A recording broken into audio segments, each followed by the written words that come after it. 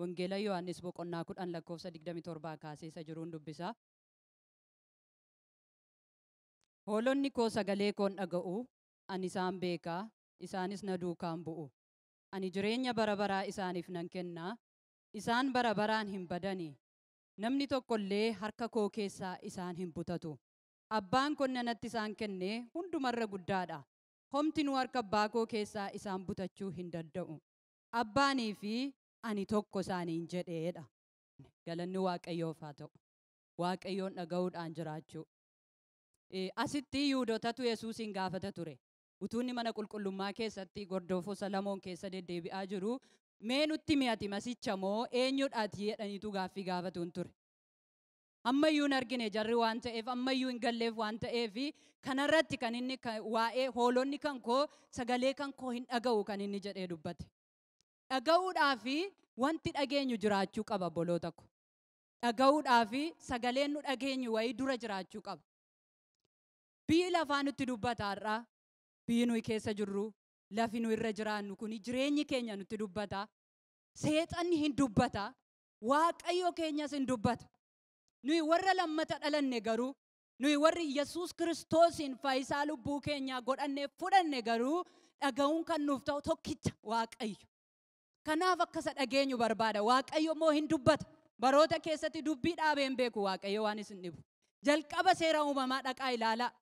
Uumama boqonnaa tokkorra yoon isin geesse Waaqayyo bantii Waaqaaf lafa uumee ka'eetu lafti dukkanaadha waan ta'eef callabboo gadi fagoo dukkanaa kanarratti waa akka ta'uuf dubbate Waaqayyo. Ifni haa ta'u jedhe lakkoofsa 3 dhaqxanii yoo laaltan. Hin dubbate Waaqayyo ifni akkuma sana ta'e. Inni kaleessa dubbate akkuma sana taasise har'as dubbatee taasisa obboloota ko. Har'as hin dubbata Waaqayyo. Hojjechuudhaaf dubbata Waaqayyo. Jiraachisuuf dubbata Waaqayyo. Geeddaruuf dubbata Waaqayyo. Uumuudhaaf dubbata Waaqayyo. Jireenya keenya keessatti waa uumuu barbaannaan hin dubbata Waaqayyo. Sagalee isaa akka dhageenyu Waaqayyo nu gargaaru malee. Kana duwwaatu hin taane ammas itti fufee lakkoofsa 6 dhaqaa ilaalaa. Akka wanta akka bantii waciitii tokko bishaan gidduu lafa akka olambisuutti, samii akka olambisuutti ammas dubbatee akka ta'u yeroo inni godhe argitu. Achi lafi immoo akka ba'ee mul'atuuf, kutaan koo kana miti waan ta'eef xinnoo ariifadhee dubbadha.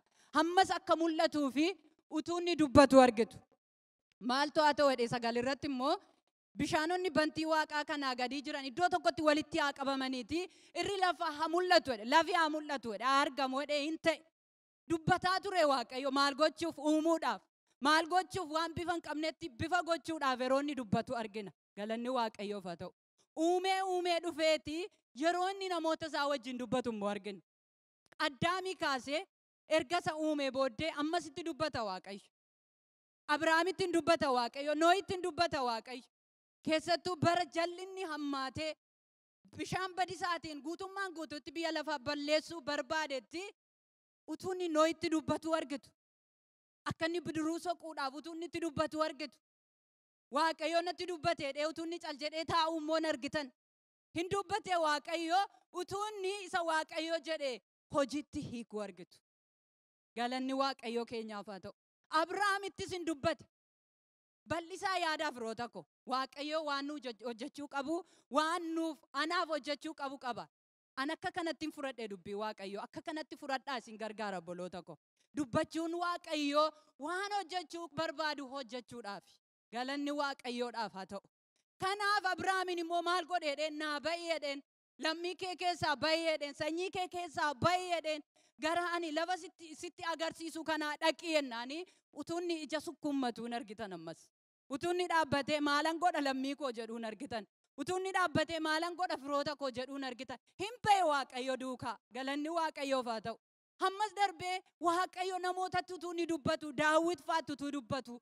Musee faatti utuu dubbatu. Macaafa qulqulluu irratti nuu caafameera. Argina. Musee immoo keessumaa nama akka nama firaa wajjin haasa'utti wajjin haasa'a ture. Akka nama firaa wajjin haasa'u. Tarii bara kana keessa fira faana badaa icciitii walitti hin himannu taata. Wanti baay'een sababbadeera waan ta'eef. Fira faana icciitiin isin dhoksitan hin jiru. Wanti isin ittiin himanne hin jiru. Waan hundumaa itti hima ture Museetti. Waaqayyo. Galanni Waaqayyoof haa ta'u. Akka kanatti sitti dubbachuu barbaada gaa. Kanaaf Yohannis keessa dhuftanii yoo ilaaltanii warri ana dhaga'anii isanan jedheef kana hojjeta yookiin raawwatanii firoota kooti isaanii. Musee duwwaa fira godhate utuu hin taane warri na dhaga'an isaan firoota kooti nuun jedhe. Namoota muraasaan utuu inni daangessuun argitan, lammii tokkoof utuu inni daangessuun argitan, biyya tokkotti utuu inni daangessuun argitan, nama hundumaa balbalatu baname amma nama isa dhaga'e hundumaatti haasa'uudhaaf, nama isa dhaga'e hundumaa akka fira isaatti utuu waan dhoksiin, waa'ee jireenya isaa utuu san dhoksiin, waa'ee bara isaa utuu san dhoksiin, waa'ee waan hundumaa itti haasa'uu filate Waaqayyo. Isa kana dubbate gooftaan keenya Yesuus Kiristoos. Galanni Waaqayyoodhaaf haa ta'u. Kanaaf akkasa dhageenyu barbaada Waaqayyo. Akkanan isa dhaga'u barbaada, akkasin isa dhageessan barbaada. Galanni Waaqayyoo keenyaaf haa ta'u. Maqaan isaa bara baraan haa eebbifamu. Seexanni yeroo dubbatu, biyyi lafaa yeroo dubbatu nu gargaaruudhaaf hin dubbatu. Ulfina qabatee yoo dhufe iyyuu nu gargaaru firoota ko. Jireenya fakkaatee yoo dhufe iyyuu nu gargaaru. Balleessuu barbaadee dubbatan. Hojii seexanaa, mishinii seexanaa baay'ee gadi fageessanii lubii keenya nu barsiisanii turan yeroo darbe. Balleessuuf dubbata. Jireenya keenya daaraa gochuuf dubbata. Iddoodhaa dhabamsiisuuf dubbata. Waaqayyo inni dubbatu garuu jiraachisuuf dubbata. Yeroo nu isa dhageenyu akka jiraannuuf dubbata. Akka nu yaada isaa hubannuuf dubbata. Akka nu karaa isaa barruuf dubbata. Akka nu yaada isa kan isaa keessa dhaabbannuuf dubbata Waaqayyo. Galanni maqaa isaatiif haa ta'u. Kanaaf Waaqayyoon dubbata. Ibroota boqonnaa tokko irratti bara durii dhagaa. Akkuma nama keessa deemee dubbadhe kan. Karaa raajotaa si'a baay'ee abboota keenyatti dubbataa ture. Raajii ergeetu itti dubbata ture. Sagalee dhageessisee zeroonni dubbatu Saamu'eel fa'aa argineerra. Eewun itti dubbata turedha. Raajotaan abboota keenyatti dubbataa ture. Bara sadhumaa kanatti immoo jedha. Guyyoota bara sadhumaa kanatti immoo ilma isaatiin nutti dubbate. Waaqayyo ilma isaa kanaan waaqaaf lafa uume waan hundumaa harka isaatti kennuuf isa dhaabe. Bara kana immoo karaan inni nutti dubbatu karaa ilma isaatiiti. Karaa isaa nu dhageessifata. Karaa isaa yaada isaa nutti hima jedheetu dubbata iddoo kanatti. Galanni Waaqayyoof haa ta'u. Raajirra isa caalutu dhufe jechuudha. Ofiisa bartoota gidduu deddeebi'ee gooftaan keenya Yesuus Kiristoos wangeela Maarqos dhaqxanii yoo ilaaltan boqonnaa 9 lakkoofsa 7 irratti warra ergamoota isaa keessaa namoota isatti siqan Yaaqoob, Phexrosii fi Yohannisiin qabateetu gara gaara dheeraatti ol ba'ee jedha. Yesuustu qabatee ol ba'ee jara kana ilaala. Ol ba'ee erga achirra ga'aniitu kan isaanii ulfinni abbaa akkaataa dinqisiisaatti itti mul'ateetu Yesuusuma kana akkaataa dinqisiisaatti argan. Yesuusuma isaan fuudhee ba'e kana akka isaan itti argan hin jijjiirame. Museetu dhufeetti mul'ate achitti. Eeliyaastu dhufeetti mul'ate achitti. Battaluma kanatti Yaaqoob, Phexros iddoo kanarraa gadi buunuuf hin ta'u maal gochuu qabna ree? Godoo tokko siif ijaarraa, tokko Eeliyaasiif ijaarraa, tokko immoo Museedhaaf ijaarraa. Waaqayyoof galanni guddaan haa ta'u. Museen seera bakka bu'ee mul'ate achitti. Eeliyaas immoo raajota bakka bu'ee mul'ate achitti. Yesuus immoo ayyaanaadhaaf dhugaadhaan isa mul'ateetu gidduu sana jira. Battala kanatti dinqifannaan isaanii jara kana arguudha ture. Sababii Waaqayyo kana fidee isaanitti argisiisee fi seera eegee akka dhufe Yesuus. Akkuma Museen dubbate. Afaan raajotaatiin isa raajiin dubbatamaa ture sana inni hin dhufa, inni masiichi inni furu hin dhufa, inni sin fayyisu hin dhufa, inni sin gargaaru hin dhufa, inni bilisa sin baasu hin dhufa jedhaneetu raajotaan dubbatamaa tureera. Ammayyuu jarri raajotaan isa dubbatamaa ture fi Museetti hidhamanii jiru waan ta'eef battaluma kana sagaleen Waaqa keessaa dhaga'ameetu ilma koo isa kana inni nani jaalladhu isa dhaga'aa ittiin jedhe. Haleluuyaa. Dhaga'uuf kan nuun kenname obboloota koo ilma isaa Yesuus Kiristoos. Ayyaanaaf dhugaadhaan guuteetu nu gidduu buufate firoota koo. Isa akka dhageenyuuf nu barbaade Waaqayyo, isa akka dhageenyuuf. Ayyaanaan mul'atee nu gidduu buufatee jira Yesuus. Kanaaf maalittiin jedhe isa dhaga'aa. Battaluma kanatti Museen sokkee, Eeliyaasis sokkee gaafa dammaqanii Yesuusuma duwwaa biratti arganiidha sagalee Waaqayyo. Dhaqaa dubbisaa Yaaqoob inni nama dubbadhe Maarqos keessa jira, Maatiyos keessa jira, Luuqaas keessa jira. Akkaataa kanaan Waaqayyo ulfina isaa guddaa eewu dhaga'uun akka ta'uuf jara kanatti yeroo inni mul'ise argina. Iddoo kanaan waan anu hubadhe isinitti himuuf roota koo wanta naaf natti dhaga'ame hammam yoo ol sin baase Waaqayyo wanti inni isiniin jedhu na dhaga'i. Na dhaga'i isinitti dubbata. Hammam yoo ol baatan, hammam yoo deemtan, hammam yoo daangaan keessan bal'ate, hammam yoo biyya lafaa dhaaltanittu isinitti fakkaate, hammam yoo duroomtanittu isinitti fakkaate, hammam gadi buutanii jirtus yoo isinitti fakkaate, dubbiin Waaqayyo na dhaga'i. Haleluuyaa! Na dhaga'i. Anatu karaa sitti agarsiisa. Na dhaga'i. Anatu jireenya kenna. Eenyu? Iyeesuus Kiristoos. Isa dhaga'uun nuu kennametu nu keessa buufatee jira. Maqaan isaa bara baraan haa eebbifamu. Kanaaf gooftaan keenya Yesuus Kiristoos gaa bartoonni ammayyuu yeroo kana yoo laaltanii daangeffameera Yesuus. Akkamitti daangeffameera? Nama akka koo ta'ee jira waan ta'eef. Anamma iddoo kana utuu hin jiru biyya Itoophiyaa keessa jiraachuu hin danda'u. Asuman jira waan ta'eef. Yesuus akka kana ture. Mandara tokko mana tokko lixe yoo ta'e achuma jira. Iddoo tokko dhaqa yoo ta'e achuma jira. Kanaaf maal gochuu barbaadere? Nan deemaa jedheen bartoota isaatiin. Maaliif? Daangeffama kana keessaa ba'ee isinii dubbatu isinii erguun barbaada. Isa kana keessaa ba'ee isa isin furu erguun barbaada. Isa kana keessaa ba'ee isa isin jabeessu isiniif erguutu natti jiraata. Jedhee nan deema ittiin jedhee bartoota isaatti yeroo inni dubbatu argitu. Utuu Yesuus hin du'u ta'eeti nuyi ammayyuu cubbuu baannee jirra jechuudha. Ganaa Yesuus dhaqnee barbaannee yoo inni amma biyya lafaarra jira ta'ee nuu dhiisi jennee dhaqnee itti machuutu nutti jiraata. Sababii Yesuus du'eef garuu har'a cubbuun tokkoyyuu akka nurra hin jiraanne godhe. Humna cubbuutii fi gatii baafamuun itti jiraatu baase Yesuus Kiristoos. Galanni isaaf haa ta'u. Utuu inni du'ee du'aa hin kaane ta'eeti humni du'aarrayyuu nu doorsisaa jiraata. Du'iif aaboon du'a akka injifatamu kan godhe Yesuus du'ee du'a keessaa ka'uu isaatiin. Haleluuyaa! Sababii inni du'ee du'a keessaa ka'eef humni du'aa injifatameera. Yaa du'aa humni kee injifatameera. Yesuus Kiristoostu humna du'aaf aangoo du'aa injifate. Du'ee du'aa ka'uu isaatiin. Mirga abbaa dhaquu isaatiin hafuurri qulqulluun nu ergame. Utuu Yesuus hin deemne ta'e hafuurri qulqulluun nuuf hin dhufu tureera. Hafuura qulqulluu si keessa jiraarra. Obboloota koo warri isatti amantanii harrayyuu tarii waa'ee koo maal jedha laata jennee bakka biraa deemnaa laata? Iyyaafannoo deemnaa laata? Maallatti dubbata jennaa laata? Har'a Waaqayyo sumaan sitti dubbata. Hafuurri inni si keessa jiru isa sitti dubbatudha. Hafuurri inni si keessa jiru isa si birmaduu si baasudha. Hafuurri inni si keessa jiru isuma jireenya kee jijjiiruu danda'udha. Isuma haala kee irratti dubbachuu danda'u. Kanaaf deemee gooftaan keenya Yesuus Kiristoos. Deemeetu hafuura isaa nuuf erge. Galanni Waaqayyoof haa ta'u. Kanaaf maal gochuun nutti jiraata ree? Waaqayyoon dhaga'u. Waaqayyoon dhaga'uu dhaame sinu. Hamma yeroo naasa'u kana annamummaa koo keessatti yoon sinitti mee fookasii gochuu atteenshiinitti laadhee waa dhaggeeffachuu baay'een jaalladha.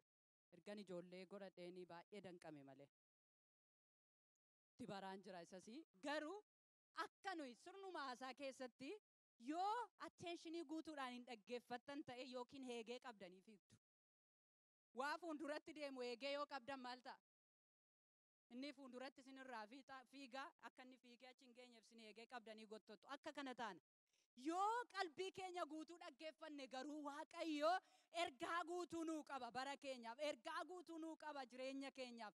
Yeroo hundumaa ooneen oof utuu hin taane cufnee banuu utuu hin taane yeroo hundumaa Waaqayyoon dhaggeeffanne yoo adeemne kubbaa yoo darbattanii garas ga'eetu as deebi'a. Akka kubbaan taanu yoo Waaqayyoon dhaggeeffanne. Hamma dhaqnee rukutamnee as deebinutti neegnu yoo Waaqayyoon dhaggeeffanne. Waaqayyo karaa sirrii, karaa qulqulluu, karaa qajeelaa, karaa mudaa hin qabne nutti argisiisa yoo isa dhaggeeffanne. Kanaaf obboloota koo Waaqayyo akka isa dhageenyu barbaada. Baratti Waaqayyoon dhageenyutu nuu dhufe obboloota koo. Waaqayyoon an nagaa kana boodadha. Isa kaleessaa caalaan dhaga'eedha. Inni akkasin dhageessan barbaada Waaqayyo. Karaa keessan irratti bara keessan irratti Waaqayyoon duwwaa. Sagaleessaa. Karaan inni Waaqayyoon nutti dubbatu karaa hafuura qulqulluuti. Karaa Waaqayyoon nutti dubbatu karaa isa caafamee jiruuti. Sagaleessaa keessatti yeroo hundumaa waan dubbatu qaba Waaqayyo. Galanni Waaqayyoo keenyaaf haa ta'u. Kanaaf Waaqayyoo hin dubbata. Maqaan isaa bara baraan haa eebbifamu. Karaa ilma isaa akkuma nutti dubbate, karaa hafuura qulqulluus akkuma nutti dubbate dubbachaa jiru dubbatus isa akka dhageenyu nurraa barbaada. Jireenya keenya karaa kallattii kamiiniin jijjiiramuuf yoo ta'e, fayyaa argachuuf yoo ta'e, nagaa qabaachuuf yoo ta'e, isa yoo dhageenye waan hundumaa of harkaa qaban. Nagaa yoo ta'e of harkaa qaba, fayyaa yoo ta'e of harkaa qaba, jireenya yoo ta'e kan kennuu danda'u isa duwwaadha. Jireenya eessuma dhaqxanii argachuu hin dandeessan. Jireenya dhaabbataa, jireenya isaa wajjin kan kennuu danda'u Yesuus Kiristoos duwwaadha. Bara baraan galanni isaaf haa ta'u. Kanaaf sin dhaga'aadhaan irra deebi'aati. Yesuus sin dhaga'aa jedhaani. Hafuura isaatiin nu keessa buufatee jira. Mee haa dhaggeeffannu waan Waaqayyo nuun jedhu. Haa dammaqsinu. Asitti yeroo baay'ee ibsaa yoo laaltanii biyya keenyatti yeroo biyya Itoophiyaa jirru jechuukooti. Qoxaarii qabna balbala duraa. Qoxaarii sana maal goona? Shiboo itti qaqabsiisneetu mana keenya keessa iddoo hundumaa iddoo nu barbaachisutti ergina. Asitti garuu keenyaa keessa waan deemuufi badaa nutti hin argamu. Yoo dhattanii qoxaarii sana bantan ta'ee sababii kirrii mana keessaa qabdanii fi kirrii ibsaa yookiin waayerii isa jennu jechuudha. Sababii isa qabdanii fi ibsuu hin danda'u. Sababii isa qabdanii fi nyaata ittiin bilcheeffachuu hin dandeessan. Kan inni akka ifu godhu, kan inni akka dubbatu godhu, kan inni akka isin gargaaru godhu, kan inni akka nyaata isinii bilcheessu godhu yoo bantan duwwaadha. Akka nu bannu barbaada arras. Waaqayyo wajjin hidhamnee jirraa, isa amannee jirraa, jireenya keenyaaf waan barbaachisu isarraa fudhachuudhaaf garuu isatti hidhamuutu nurraa eegama boloota ko. Yeroo hundumaa utuu gargar hin kutin yoo isa dhageenya ta'e waan barbaachisu hundumaa of harkaa baatee qaba Waaqayyo keenya. Galanni isaaf haa ta'u. Maqaan isaa bara baraan haa eebbifamu. Kanaaf hafuurri qulqulluun ni mul'ate. Yeroo hundumaa maallatti dubbata hafuurri qulqulluu yoo jettanii yeroo hundumaa araarri Waaqayyo akkasi barbaachisu sitti dubbata.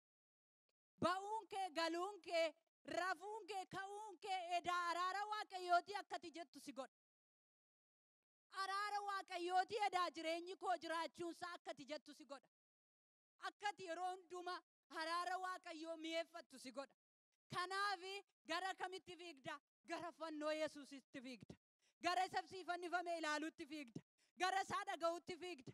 Gara isa jiraachuutti fiigda. Gara isa fo'achuutti fiigda. Waan biyya lafaa kanaa caalatti, waan argamu caalatti isa araaraan guutuu ta'etti akkati dhiyaattu si godha hafuurri Waaqayyoo. Kanaaf nuu kenname hafuurri Waaqayyoo. Inni kan biraani Yesuus biyya lafaa kanarra qaamaan hin jiru isiniin jedheera. Ulaagaa inni isiniif kenne isatti amanuu keessaa ulaagaa argamu akkati beektu si godha. Ulaagaa Yesuusitti argamuu keessaa ati argatte inni tokko qajeelummaadha. Qajeelummaa isaa kan akkati yeroo hundumaa lakkaawwattu si godha hafuurri Waaqayyo. Qajeelummaa karaa ilma isaa Yesuusiin argame kan hin jiru yoo ta'e iyyuu akka nama mana isaatti affeerrattuutti nama qaama isaa argitee mana keetti hin galchitu yoo ta'e iyyuu wanti inni sitti himu ulaagaa akka guuttee sitti himu fuula isaa dhaabbachuudhaaf biyya lafaa kana keessatti kan inni sitti himu yoo jiraate ulaagaa qajeelummaa argachuu keessatti himu. Inni kan biraan hafuurri qulqulluu kan inni nutti himu Yesuus seexana irratti akka inni aaboo qabu. Yesuus aaboo qaba seexana irratti. Haleluuyaa. Aaboo kan qabu Yesuus seexana irratti. Aaboo kan qabu biyya lafaa irratti Yesuus. Kanaaf biyya lafaa irratti aaboo kan qabu seexana utuu hin taane, rakkina utuu hin taane, ammeenya biyya lafaa utuu hin taane Yesuus akka ta'e sitti himu. Hammam ammeenyi yoo jiraate iyyuu biyya lafaa kana keessa yeroo jiraattanii maaltu jiraadhe gooftaa Yesuus? Rakkinni jiraadhe. Ammoo maal godheera? Mo'eera. Kanuma jechuudha. Yesuus biyya lafaa akka inni mo'e, hammeenya isaa akka inni mo'e. Amma biyya kana keessatti waan gurguddaa waan nama naasisu baay'ee argina miti. Maaliif uumamni yeroo inni jijjiirame argaarra waan ta'eef yeroo durbi durbaa wajjin dhiirri dhiiraa wajjin jireenya godhannaa jedhan argina. Kun cubbuu guddaadha nutti. Yesuus garuu isa kana mo'eera. Mana kee irratti hin hojjetu, inni isa kana mo'eera. Rakkinni biyya lafaa, ammeenyi biyya lafaa, gadadoon biyya lafaa mana kee irratti hin mo'u. Maaliif Yesuustu mo'eeka? Isatti qabatteetu mo'eeka. Ijoollee kee irratti hin mo'u, jireenya kee irratti hin mo'u. Yesuustu mo'ee waan ta'eef. Haleluuyaa. Kanaaf Yesuusitti qabannee jirra taanaan, Yesuusin dhagaa deddeebina taanaan rakkina miti kan nu mo'u. Haala biyya lafaarraa, addunyaarraa ol ka'ee mul'atu miti kan mo'u. Eewure isa mo'ee Yesuus Kiristoosii wajjin moonan immoo bara baraan galanni isaaf haa ta'u. Kanaaf akka nuyi jajjabina guutuudhaan biyya lafaa addunyaa kufe kana keessatti. Addunyaan nuyi keessa jirru kun addunyaa qulqulluu miti. Addunyaa mudaa hin qabne miti. Addunyaa kufte. Addunyaa dhaloota liqimsuu barbaaddu. Addunyaa nama liqimsuu barbaaddu keessa jirra. Kana keessatti iji jabinni koosii, humni koosii, aangoon kan koosii akkati jettu si godha hafuurri Waaqayyo. Galanni isaaf haa ta'u. Kanaaf kanati kana gootugaa kan inni dubbate akka nuyi hafuura qulqulluu dhaga'uu qabnu. Akka nuyi sagalee isaa dhaga'uu qabnu sagaleen Waaqayyoo nutti hima. Hammeenya biyya lafaarra, seexanarra, isa haalli keessa hin jedhurra tarii waan ofitti himtuu qabda ta'a. Humna kee ilaaltee, dandeettii kee ilaaltee, ati suma kana fudhadhu malee, isuma kana dhaga'i malee, suma kana dhaga'i malee, isa kana kan caaleen jiru firoota ko. Isa kanatu guddaadha. Inni immoo wangeela gooftaa keenya Yesuus. Haleluuyaa. Isatu guddaadha. Isatu caala. Sagaleensa billaa qara lamaan qarame caalatti qara qabaadha sagalee Waaqayyoo. Jireenya keessa balleessuu barbaadu irratti humna qaba sagalee Waaqayyoo. Dubbii Waaqayyoo humna qaba. Diinni iyyuu naga'a. Ati immoo isaan dhaggeeffattee isa dhageessee akka ittiin geggeeffamtu barbaada. Kanaaf kutaan amma dubbisee hammayyuu waa'ee masii kana waan hin amanneef jarri garaa keenya nurrarraasinii. Nurarraanne maaliif beektu akka isaan itti eeganii yoomi mootummaa Daawit sana deebisaadha malee ammayyuu iddoo tokkotti qabanii isa simachuu barbaadan malee mul'ati Yesuus dhala namaa hundumaaf akka ta'e dhufuun Yesuus dhala namaa hundumaaf akka ta'e aksesii nama hundumaa kennuu akka ta'e hin barre jarri waan ta'eef ammayyuu kan isaan eegan waa biraadha waan ta'eef. Yoom deebistaadha waan ta'eef rakkataniitu mee nutti himi. Ati samoo isa miti gaafatti hin jedhe isinii hoolota koo waan hin taaneef hin amanneedha. Nuyi hoolota isaati. Hoolota jechuun saba warra isa amane. Waa'ee hoolotaa kutaa Yohaannisuma kana boqonnaa 10 kaatanii yoo laaltanii fakkeenya kana maaliif inni fudhate yoo jettani achitti baay'ee sirritti beeku. Waa'ee hoolotaa maaliif waan akka dallaa jenna biyya keenyaan hin beeku simbiraa maal akka jedhamu yookiin dallaa dhagaadhaan ijaarame fakkaata. Akka kanaa keessa kan hoolonni galan. Tikseen hoolaa immoo balbala karaa balbalaatii kan inni dhaqu karaa sana kan inni akka isaan ol galan godhu karaa sana immoo kan inni akka isaan gadi ba'an godhus. Dhaqee karaa balbala dura dhaabateetu isaanii waama. Maqaa qabu hoolonni bara sana. Baran akkasitti fufee jira ta'e hin beeku. Maqaa qabu maaliif maqaa isaaniitiin tikseen hoolaa isaan waamaadha waan ta'eef. Yeroo kana jarri hoolonni kun tiksee sana beeku hin owwaatuuf. Tikseen biraa dhufee yoo isaan waame garuu hin owwaatani. Sagalee tiksee biraatiif hin owwaataniidha dhaqaa dubbifadhaa Yohaannis boqonnaa 10 guutummaasaa. Kan isaan owwaataniif tiksee isa kan isaanii ta'e duwwaadhaafidha. Tikseen kun qacaramee eega ta'uyyuu horii kootiif jedheetu galii argatuuf jedheetu eega.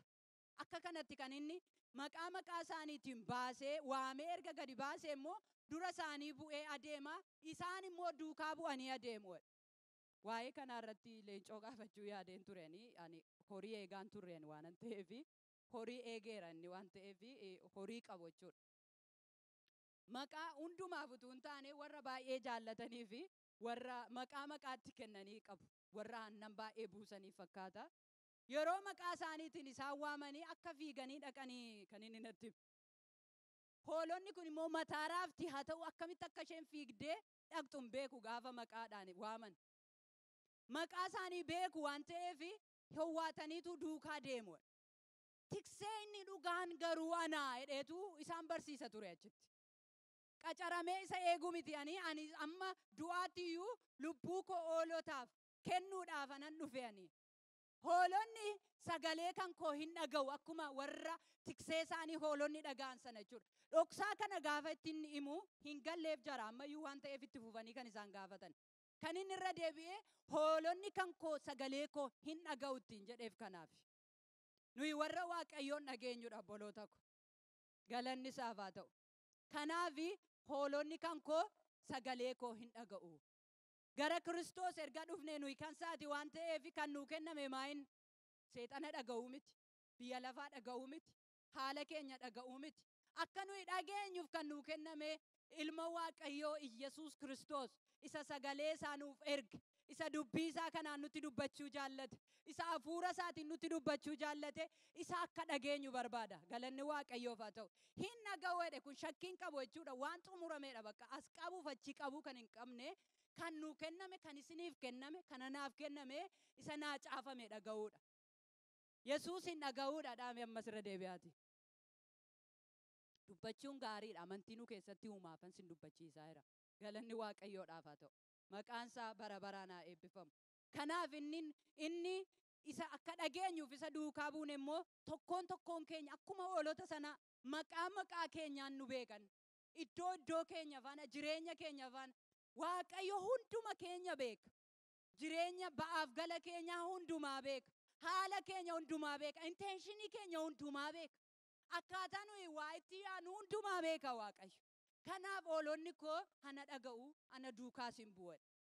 Inni lammataa irratti ni dubbate, they follow me, na duukaa bu'u. Dhaga'uu duwwaa irratti miti gaa kanaaf. Erga dhaga'an immoo duukaa bu'u hoolonni sun.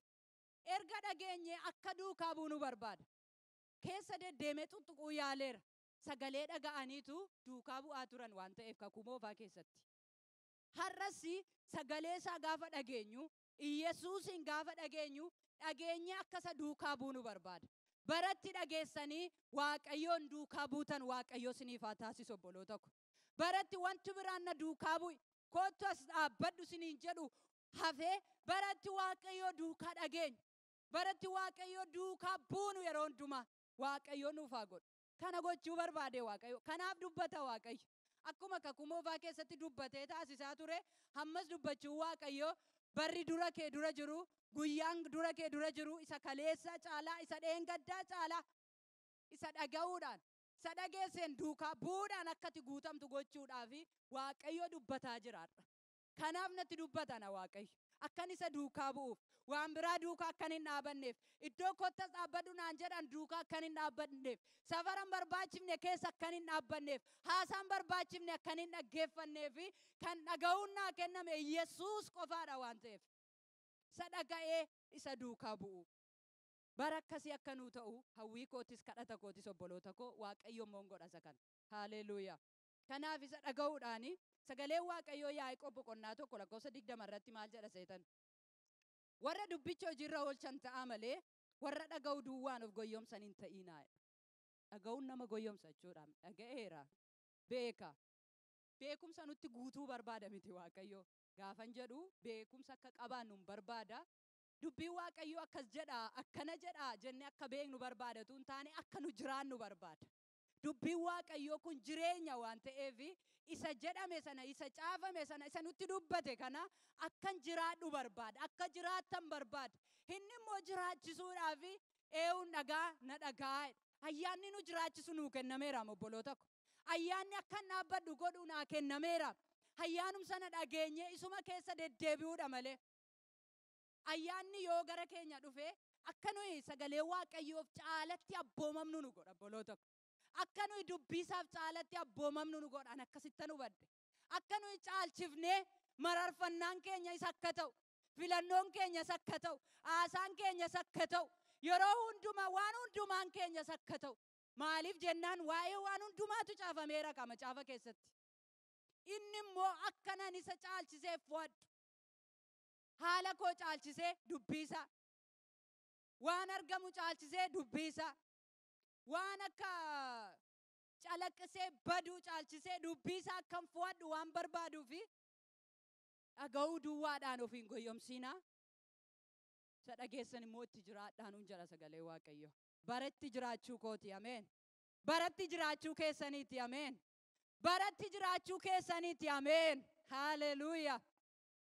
Akka nu itti jiraannu fedha gaa Waaqayyo. Nu jiraachisuu isa danda'u immoo ayyaanni isaa nuu laatameera. Bara baraan galanni isaaf haa ta'u. Kanaaf warra dubbicha dhagaanii hojiirra oolchan ta'a malee dhaga'uu qofa warra of goyyomsan hin ta'in arganuun jedhee akka dhageenyu. Amma saba Israa'el yoo fudhattanii harka Fariyoon keessaa baaseera miti akka isaanii biyya abdachiifame sanatti adeemaniif. Fuuldura isaanii maaltu jira? Galaanatu jira. Dudduuba isaanii noo maaltu isaanii adamsaa jira? Fariyoon miti. Waa'ee isa fuuldura keenya jiruu fi obboloota ko itti gaafatamummaa guutuu kan of harkaa qabu Waaqayyo. Ga'een kun ammaa garuu isa dhaga'u, isa duukaa bu'u.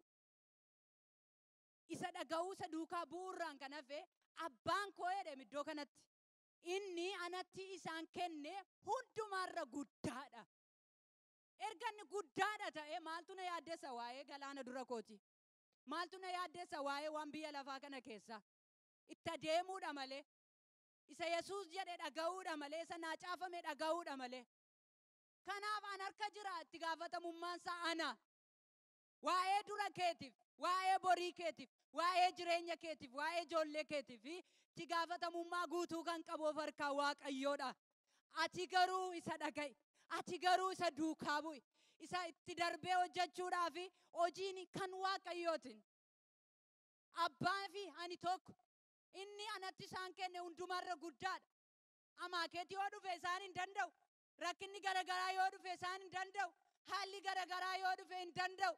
Kan kee ga'een na dhaga'i. Kan kee ga'een na duukaa bu'i. Haleluuyaa. Waaqayyo tiksee kooti jedha Daawit. Waaqayyo tiksee kooti. Anomaan dhabu. Inni marga lalisaatti na bobbaasadha miti. Gara laga haara itti galfatanitti immoo na geggeessaa. Dhugaadhaam dubbiin kun obboloota ko. Jireenya koof dhugaadha sagalee Waaqayyo. Jireenya keef dhugaadha sagalee Waaqayyo. Kanaafi warra isa dhagaan akka taanu barbaada. Waa'ee waan hundumaa, waa'ee dhukkuba kee Waaqayyo hin arga. Waa'ee rakkina kee Waaqayyo hin arga. Waa'ee gaaffii kee Waaqayyo hin arga. Waa'ee haala kee Waaqayyo hin arga.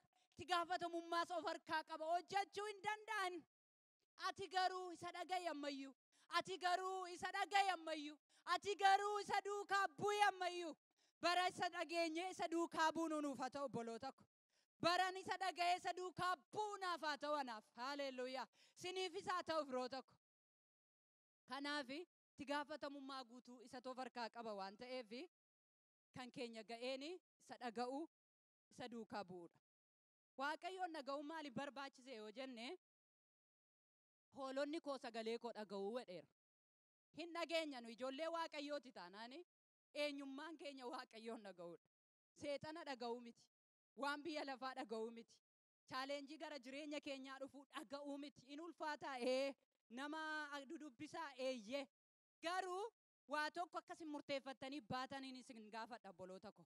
Waaqayyoon dhaga'aati ulfina caalutti darba. Baratti Waaqayyoon dhageessanii nagaa Waaqayyo kennu keessa jiraattan Waaqayyo isiniif haa godhu. Baratti Waaqayyoon dhageessanii yaada Waaqayyo keessa jiraattan Waaqayyo isiniif haa godhu naaf haa godhu. Yeroo isa dhageenyu akka nuyi yaada isaatti jiraannu akka nuyi eenyummaan keenya Waaqayyoon dhaga'uudhaan akka nuyi irraa deebinu nu godha. Yesuusin fudhadhaa ilaalaa. Yeroo inni guyyaa 40 halkan 40 soometti seexanni gara isaa dhaqxe miti. Maalitti argisiise? Mana qulqullummaatti ol baaseedha. Ulfinaatti argisiiseedha. Guddina biyya lafaa kanaatti argisiiseedha. Achi maal godhi jedhee yoo kuftee naaf sagadde kana hundumaa siifan kennaa. Hin dhageenye Yesuus. Isa dhaga'uu miti kaayyoon isaa waan ta'eef. Kaayyoon koo biyya lafaa dhaga'uu miti jedhame. Isa dhaga'uu nuuf haa ta'u. Kanaaf gaafanni Yesuus hin dhaga'uu caalchifate, Yesuus hin dhaga'uu fo'ate ulfina eenyumarra olaanee jiru. yeroo inni isaa kenne argitu miti. Ulfina caalutti yeroo inni isa dabarse Waaqayyo gooftaan keenya Yesuus Kiristoos yeroo inni dhaqee mirga Waaqayyo abbaa taa'e. Hammuma inni gad of deebise, hammuma inni isaaf dhaga'e, hammuma inni yaada abbaa isaatii raawwachuudhaaf akka biyya lafaarra deddeebi'u of amansiise waan garaagaraa gara isaatti dhufe dide ulfina caalutti isa dabarse. Didaa laalaa obboloota ko. Hin salphattanii didaa laalaa. Hin kuftanii didaa laalaa. Dhagaa Waaqayyoon duwwaa. Isa kan dhaga'uu didaati Waaqayyoon dhagaa. Akka nu isa dhageenyu waan barbaaduuf Waaqayyo. Kan biraani addunyaa kufee kana keessatti amantiitti jiraachuu waan nu barbaachisuuf sagalee Waaqayyoo dhageenya. Amantii hin qabnu taanaani akka nama shiboo mana isaa keessaa qabu ibsaansaa humna ibsaatti hidhamee hin jirreetti. Kanuma jechuudha. Maqaa baannee deemna malee humna hin qabnu jechuudha. Amantiidhaanii qajeelaan amantiidhaan jiraata jedhaan Baaqoom. Amantiin immoo eessaa nuu dhufa? Gad nuun bu'u. Kana dhaga'uurra, dubbii isaa dhaga'uurra, sagalee isaa dhaga'uurra, hafuura isaa dhaga'uurraa kan nuu kennamu. Yeroo isa dhageenyu biyya lafaa haala adda addaatiin liqimfamaa jiru kana keessatti amantiin kan keenya guutuu ta'a. Amantiitti guddataa adeemna irraa bor. Kanaaf irraa bor Waaqayyoon dhaga'uun nu barbaachisa. Har'aa keessatti waan itti si hojjechuu barbaadu waan qabuuf Waaqayyoon dhaga'e obboleessa ko obboleettii ko. Anis waan itti nu hojjechuu barbaadu akkana amantiin koo guutuu ta'u gochuu waan barbaaduuf Waaqayyoo akka isa dhageenyu barbaada. Galanni isaaf haa ta'u. Inni kan biraani Waaqayyootu dura keenya bu'ee nu gaggeessuu barbaada. Akkuma tiksee sana maqaadhaan nu yaame eenyu akka nu taane beeka isiniin jedheera. Isin yaadachiisuudhaafan dubbataa jira kana malee hundi keenya beekna. Nu dura bu'ee nu gaggeessuu waan barbaaduuf. Nu dura bu'ee karaa nutti argisiisuu waan barbaaduuf. Nu dura bu'ee jireenya isaa akka nuyi qabaannu gochuu waan barbaaduufitu akka nu isa dhageenyu barbaada. Kanaaf Waaqayyoon dhaga'uun barbaachisa obboloota ko. Waaqayyoon hin dhageenyu yoo ta'e akkuma kubbaa sanaa ta'an oliif gadi dhaamaa oollachuudha. Waaqayyoon dhageenye adeemna yoo ta'e garuu karaan keenya isaan qajeela. Jireenyi keenya isaan qajeela. Barri keenya guutummaan isaan qajeela. Macaafa Faarfannaa boqonnaa 32 irratti karaarra deemuun siif ta'an sitti nan agarsiisa. Sitti nan himaa. Macaafa Faarfannaa 32:8 dhagaa dubbifadha. Saatii koo fi dhaqeen dubbisanii. Waan gochuun siif ta'u sitti nan himaa. Karaarra adeemuun siif ta'u sitti nan agarsiisa. Ati garuu maaliin ta'in? Akka warra gaangoo sanaa qabaa malee, as butuu malee, achi butuu malee warra hideemuu hin barbaanne hin ta'ini. Waaqayyo jaalala isaan nu gaggeessuu barbaada. Ogummaa isaatiin nu gaggeessuu barbaada. Akkaataa gaggeessuu Waaqayyoo namni namatti himuu hin danda'u. Akkaataa gaggeessuu Waaqayyootu namatti hima. Sagalee isaatiin namatti hima. Kanaaf ani si gaggeessuu waan an barbaaduuf na dhaga'iisiin jedha. Bara kee bituu waan an barbaaduuf na dhaga'iisiin jedha. Jireenya kee hundumaa fiixa ba'umsaanatu sii kenna waan ta'eef na dhaga'iinuun jedha sagalee Waaqayyoo. Bara isa dhaga'uudhaani isa dhageenya immoo jiraachuudhaan guutamnu Waaqayyo hunduma keenyaaf haa godhu. Sagalee tokko isinitti meetinii raawwadha. Waaqayyo Salomoon maal kadhate? Ogummaa kadhate. Sababa Salomoon Waaqayyo Salomooniif ogummaa kenneefi ogummaan isaa biyya lafaa irratti beekameedha.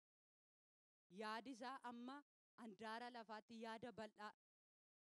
Waa ilaalee numaa sa'an, baala ilaalee numaa sa'an, mukeetii kana ilaalee numaa sa'an, waan hundumaa ilaalee maaliif ogummaa kennamee waan ta'eef. Kanarraan kan ka'e mootonni iyyuu isa dhaga'uuf Salomoon ogummaa isaa kana. Ogummaa afaan isaa keessaa ba'u kana dhaga'uudhaaf biyya garaagaraatii gara isaatti yaa'u jedha. Ogummaa Salomoon dhaga'uudhaaf. Nummoo isa Salomoon irra caaluu Yesuus hin qabne. Bara isa dhaga'uudhaaf haala keenya keessaa tattaafannee gara isaatti adeemnu nuuf haa godhu. Bara mootonni isa dhagaan haa taasisu Waaqayyo. Mootonni Yesuusin dhaga'uudhaaf, gurguddoonni Yesuusin dhaga'uudhaaf, biyyi lafaa Yesuusin dhaga'uudhaaf maaliif jireenya kennan? Beekumsa dabala miti inni jireenya kenna. Sammuu kee guddisa miti inni jireenya kee guddisa. Sammuu kee duwwaa beekaasi godha duwwaa miti inni jireenyi kee isaa wajjin akka ifu godha. Isaa wajjin akka tulfaattu godha. Isaa wajjin akkati guddattu godha. Isaa wajjin akkati dhaaltu godha.